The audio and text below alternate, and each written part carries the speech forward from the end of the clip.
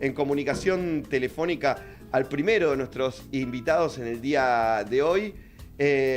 Vamos a hablar un poco, tiene que ver con la política internacional, porque por estas horas en Estados Unidos se sabe que se ha filtrado información que pone en riesgo la seguridad nacional, según el Pentágono. Pero bueno, para hablar de todos estos temas tenemos a un especialista, Gustavo Saín, experto en ciberseguridad y cibercrimen. Gustavo, buenas tardes. Hernán Villar te saluda.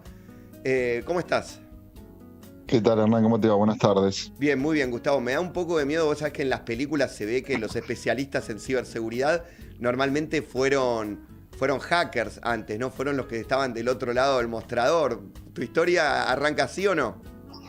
No, en absoluto. Yo no tengo formación técnica, vengo del área de las ciencias sociales y vos podés abordar el fenómeno estudiándolo también. No tenés que ser,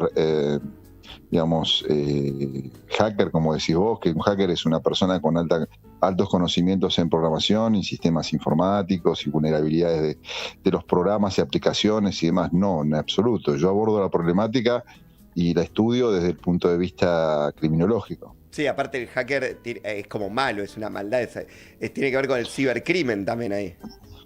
Vos sabés que surgió no como un término con connotación negativa.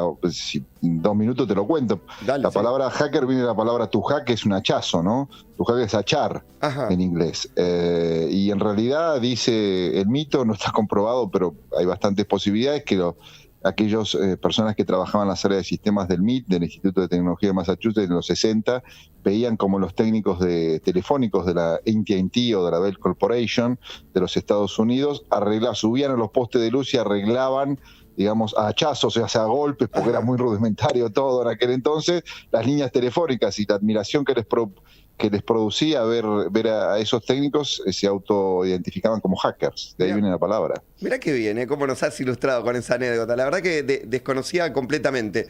Lo que vemos en este momento, que estamos en una era digital prácticamente, es que empieza a haber más, ¿no? El AMPA no sigue avanzando también con la tecnología y vemos que cada vez hay más cibercrímenes, suplantación de identidad, ciberacoso. ¿Qué nos puedes decir de todo esto? Y que sí, que bueno, la pandemia creo que fue un punto de inflexión en esto. El delito informático se explica mucho, como se dice en criminología, en criterio de oportunidad, ¿no? Vos tenés una red global con posibilidades de construir identidades ficticias, lo que te da cierto anonimato para abrir cuentas, si un perfil de una red social, una casilla de mail. No se solicita acreditación de identidad, no tenés que presentar, como cuando vas a abrir una cuenta bancaria, tu DNI para decir quién sos, porque a las empresas proveedores no les interesa tanto quién está del otro lado de la pantalla, tanto así como su solvencia económica, sus gustos y preferencias en términos comerciales. Tampoco pagás una suscripción mensual, como haces con el servicio de cable y el teléfono, entre comillas, los servicios son gratuitos, en el sentido que no se paga una cuota mensual. Entonces vos tenés más posibilidades, un medio tecnológico con alcance global, podés comunicarte con personas desde tu casa, podés construir identidades ficticias, podés usurpar o suplantar la identidad en este sentido de muchas personas. Obviamente puede tener una responsabilidad legal, pero técnicamente se puede crear una sucursal banca de un de una sucursal falsa de un banco, ¿sí? Eso no lo ves en el mundo físico, vas caminando y ves una sucursal falsa de un banco X, mucho más, es improbable eso. En internet sí, puede ser un sitio parecido a tu home banking para que vos ingreses tus credenciales de acceso, para después robártelas, ingresarle y vaciarte la cuenta. Es un entorno distinto, y como hemos tenido mucho más tiempo nosotros de aprender a manejar unas nuevas tecnologías de la información y la comunicación, como a partir del teletrabajo, la educación a distancia y obviamente el comercio electrónico, que se incrementó en pandemia a partir del aislamiento social preventivo y obligatorio, los ciberdelincuentes tuvieron más tiempo para sofisticar las técnicas. Entonces ya, por ejemplo, a nivel de usuarios particulares, acá en Argentina, cosa que no pasaba antes, empezaron a aparecer bandas con cierto grado de organización que se dedican o están abocadas a los fraudes y estafas en línea como emprendimiento delictivo. Eso antes de pandemia no sucedía. Mirá, no sabía que había bandas, me imaginaba como que era una cuestión más individual. ¿Qué ¿qué énfasis deberíamos hacer en la educación digital también, digo, ¿no? Porque la mayoría de los ciudadanos de a pie, digamos, o yo que no me llevo muy bien con la tecnología, no sabemos muy bien cómo cubrirnos, ¿no? ¿Qué estamos aceptando muchas veces cuando damos OK, acepto para bajar una aplicación o para empezar a utilizar algún tipo de sistema? Son varias aristas las que preguntas. A ver, la mayoría de los servicios y aplicaciones de Internet, uno suscribe, pone acepto, trata de tener un perfil de una red social, un servicio de almacenamiento de archivos, una casilla de correo electrónico, una webmail con amplia capacidad. En líneas generales todos te van a decir lo mismo, porque esto también es importante. Te van a decir, bárbaro, yo te presto mis plataformas tecnológicas para que vos subas tus fotos, tus videos, opines, compartas con otros usuarios, lo que quieras, todo eso es propiedad tuya, legalmente es propiedad tuya, eso es un dato personal, no solamente un dato personal, es algo que lo identifique a una persona como el domicilio, nombre, apellido, no, un dato personal puede ser una foto y demás. Pero yo puedo hacer, más o menos todos dicen lo mismo, ¿no? Puede ser modelo de negocio, yo puedo hacer uso comercial de eso.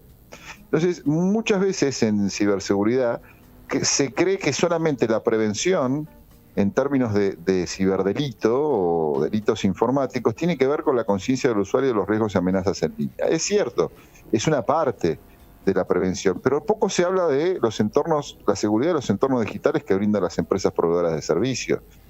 Vos sabés que podés ceder tus datos personales para una posterior comercialización, pero nosotros no sabemos cuáles son esos usos. ¿Cuáles son las condiciones de seguridad de los servidores donde está toda nuestra información? Si lo hackean, ¿a dónde va a parar la información? Ha pasado en servicios que se ha hecho público que empresas de los gigantes de Internet han sido hackeadas y se han visto expuestos datos personales. Esos datos personales también se pueden utilizar para cometer ciberdelitos porque pueden usurpar nuestra identidad. O sea, no parte todo de la responsabilidad del usuario, porque si no es una revictimización. Claro. Vos fuiste víctima de una estafa, sos un estúpido, te comiste un cuento del tío. Y la responsabilidad de las empresas, ¿dónde está? Y eso me parece que se tiene que también empezar a discutir, porque a veces nuestros datos personales para usurpar la identidad nos lo sacan a nosotros a través de una campaña de phishing, o sea, un mensaje fraudulento, un estafador que se hace pasar por el banco y me dicen que necesita las claves de acceso por cuestiones de seguridad. Pero otras veces, si hackearon al banco, como ha pasado en Chile en el año 2014, hackearon al Banco de Chile y han obtenido datos de tarjeta de crédito y de todas las cuentas de los clientes y eso se usó para cometer estafa. Ahí el usuario no tiene ninguna responsabilidad. Entonces, la ciberseguridad es mucho más compleja que simplemente hay que tener cuidado con lo que hace el usuario, sino que también tiene que haber una cultura de pensar que las empresas tienen que invertir en ciberseguridad, porque lo siguen viendo como un costo. Ajá. Sí, yo hoy leía que, en los últimos días hubo un hackeo a la seguridad dentro del Pentágono también. Digo, si el Pentágono no puede cuidar sus documentos clasificados, ¿qué le quedará? Mira, nada es invulnerable en informática. Hay sistemas más o menos seguros. En ciberseguridad, en la actualidad, se parte de la base de que hay un concepto que a mí no me gusta mucho, se llama resiliencia, que es la capacidad de una organización cuando es víctima de un ciberataque de seguir operativa y recuperarse rápidamente. Se parte de la base de que vas a ser atacado. Es imposible que no seas atacado. Es como que una situación ideal que en la vía pública no va a existir el delito. No hay un sistema 100% seguro. Vos tenés que tener políticas de seguridad de información que reduzcan al máximo posible las posibilidades de ser víctima de un ciberataque. Y si sos víctima de un ciberataque, unas políticas de contingencia para mantener operativo nuevamente tus sistemas, dispositivos o redes. Pero se parte de la base de que efectivamente vas a ser atacado. Una organización habitualmente hay intentos de ciberataque. Lo que pasa es que nada es invulnerable. A partir de los 70 empezó un proceso de despapelización, o sea, las computadoras se incorporan a las organizaciones y cambia toda lógica. Los beneficios que nos brindan las nuevas tecnologías también a su vez tienen los riesgos de que es mucho más flexible la información digitalizada. ¿Qué pasó en el año 2013? Porque no es la primera filtración de, supongamos, documentos gubernamentales o secretos de organismos de gobierno o agencias de inteligencia de los Estados Unidos. Sí, los Wikileaks. Claro, los Wikileaks, pero también a través de Wikileaks. Pero hay un consultor de la CIA, que ahí tenés un factor que no tiene nada que ver con lo técnico, claro, que tenía acceso a los documentos y vio que se estaba cometiendo un delito y dijo, bueno, acá esto lo que está haciendo Estados Unidos de forma legal tiene un programa, varios programas de vigilancia masiva por sobre la población civil y otros gobiernos en beneficio de el gobierno norteamericano, y denunció esto. Ahí tenés una filtración, pero que tiene que ver con el factor humano, no con el factor técnico. ¿sí? Entonces, esto puede pasar, y le puede pasar a las empresas, y le puede pasar a nosotros, y nos puede pasar a cualquiera por la flexibilidad de la información digitalizada. Sí, ahí hay como un tema, a mí me da como un poco de abismo, ¿no? Un poco de vértigo, de, bueno, en todos los organismos, como decías vos, están despapelizando, si se quiere, y qué pasa si hay un gran apagón en algún momento, ¿no? Si hay algo que tenga un alcance, ¿no? Que insospechado ahora, ¿no? Que todavía no haya ocurrido. A ver, todo sistema no tiene que ser centralizado. Lo que tiene Internet es que justamente, a diferencia del teléfono u otros medios o sistemas de telecomunicaciones, en realidad Internet es una red de redes. Tiene varias redes funcionando y es un sistema descentralizado que cuando vos mandás un mensaje va por varias vías de comunicación, no es unidireccional, va por una, se corta el cable y se acabó la comunicación. Es un medio flexible y con ese criterio lo creó Estados Unidos como con un fin militar por si caía una bomba atómica de la Unión Soviética en la década de los 70, en plena Guerra Fría. Sí, y funciona así, pero ahí me llevas atrás y te digo, cuando los protocolos de comunicación, o sea, las reglas, sin ponernos muy técnicos, que hacen que esa información se transmita por Internet, por las redes, no son protocolos seguros. Como era una red que Estados Unidos la diseña con un fin militar y jamás iba a pensar que una vez que termina la Guerra Fría, tenían una herramienta que no lo tenía en ninguna parte del mundo, y dice, bueno, vamos a hacer negocio, ¿no? De los yanquis, sí. Los protocolos no son seguros. Entonces, la única forma de garantizar la confidencialidad de los datos que van por las redes, o sea, es la criptografía. O sea, yo te encripto y te codifico el mensaje por si lo interceptás, pero digo, está la posibilidad de que se intercepte ese mensaje. O sea que técnicamente Internet surge como es un medio inseguro, para empezar. ¿Se entiende a lo que voy? Porque no fue pensado para esto. Como no salía de Estados Unidos, ¿para qué vamos a poner un protocolo de seguridad? Si Internet funciona dentro de los organismos de gobierno de los Estados Unidos. Y esto se te va de las manos en un punto. También por el factor humano. Tiene el caso de Snowden, pero ha habido el ex soldado Manning había filtrado unos videos de un helicóptero que obviamente se publica en Wikileaks. Tiene el nombre asesinato colateral, pero son 2 videos donde un helicóptero norteamericano, a modo de diversión, aquellos que iban ahí empezaron a disparar por sobre la población civil iraquí. Claramente es un abuso de guerra, un crimen, y eso se filtró y bueno, estuvo procesado. Ahora se llama Chelsea Manning, ha cambiado. Sí, cambió de sexo, sí. Exactamente. Bueno, fue indultado por Obama, pero digo, estas cosas suceden y pueden suceder, inclusive los sistemas de seguridad que presuponemos que pueden ser los más seguros del mundo. El factor humano no lo maneja nadie. Hablando de factor humano, en el último tiempo está en boca de todos el tema de la inteligencia artificial. Y bueno, si me daba vértigo el avance sobre algunas instituciones que pueden tener lo digital, bueno, la inteligencia artificial me tiene como un poco muy sorprendido también, ¿no? Y sobre todo esto de que los líderes, los que llevan adelante, empiezan a hablar de los riesgos, porque si ellos mismos hablan del riesgo de la inteligencia artificial, bueno, ¿qué queda para los demás? ¿Cómo ves este fenómeno que realmente es de un avance?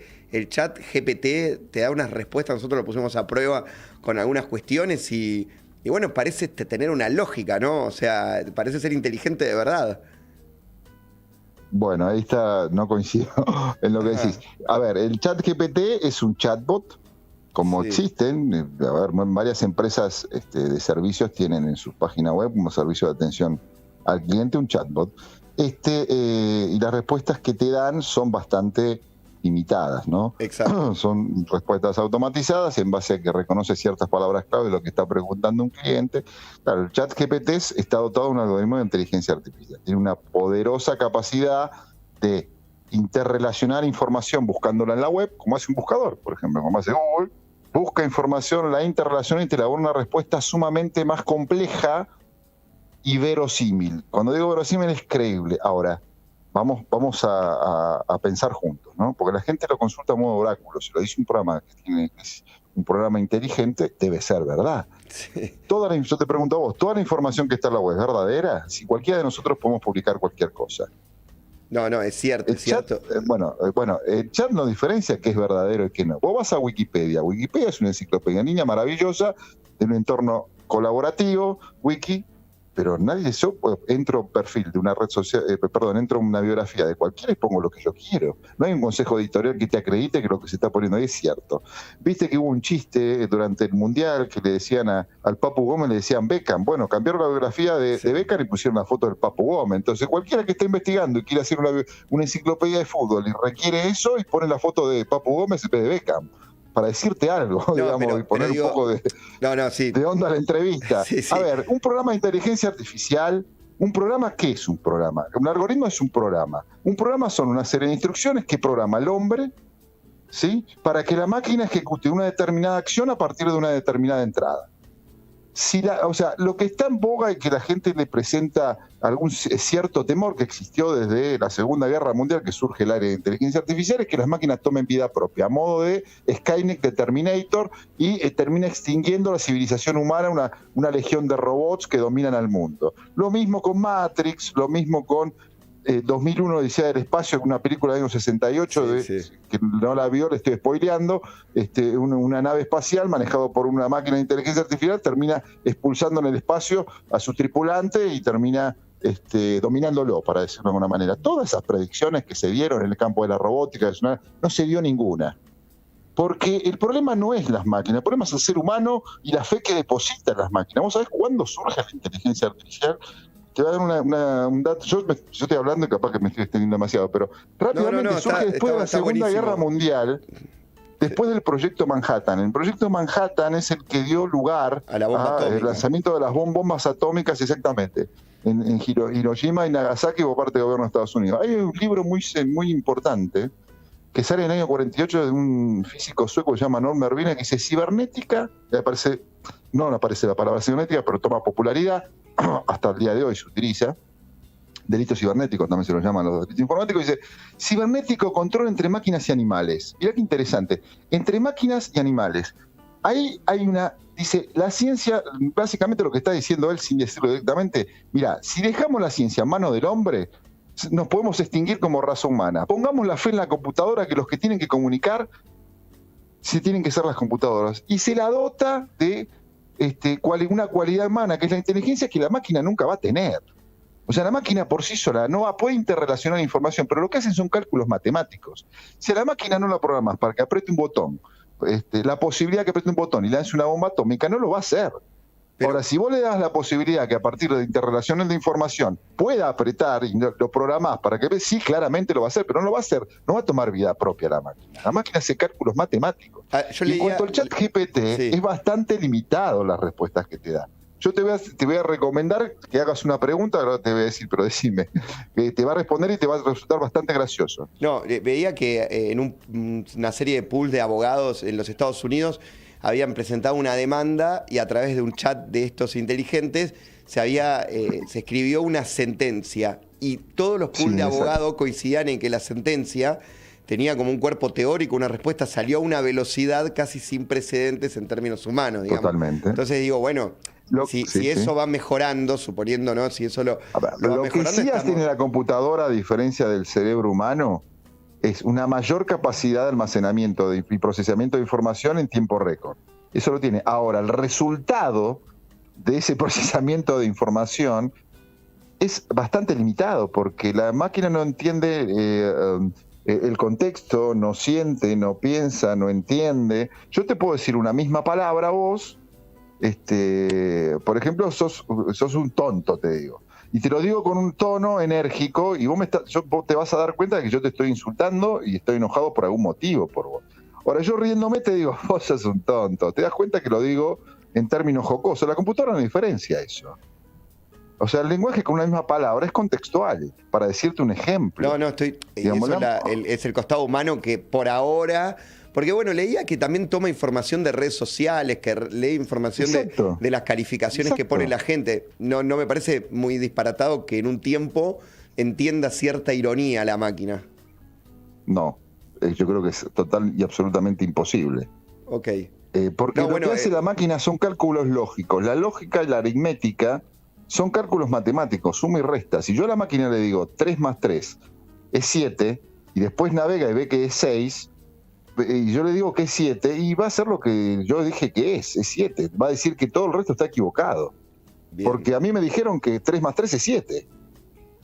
Bueno, Y no puede sumar palitos la máquina para verificar. Igual Ni siquiera sabe de lo que estamos hablando. Yo creo que esa fe que nosotros los seres humanos depositamos en las máquinas tiene mucho que ver con el temor que viene desde la Segunda Guerra Mundial y toda la ciencia ficción y todas las películas que te nombré, además de otros libros como 1984 y demás. Pero yo creo que nunca vamos a llegar a eso. Ahora, lo que hace Steve Wozniak y Elon Musk es frenemos un poco, digamos, los proyectos de investigación de inteligencia artificial, no porque tengan miedo de que las máquinas toman vida propia, sino por los usos que esta fe que los seres humanos depositan en las máquinas en base a la inteligencia artificial, tratando de suplantar actividades que solo el hombre puede realizar en un programa de computadora. Eso es lo que están diciendo ellos. Ok.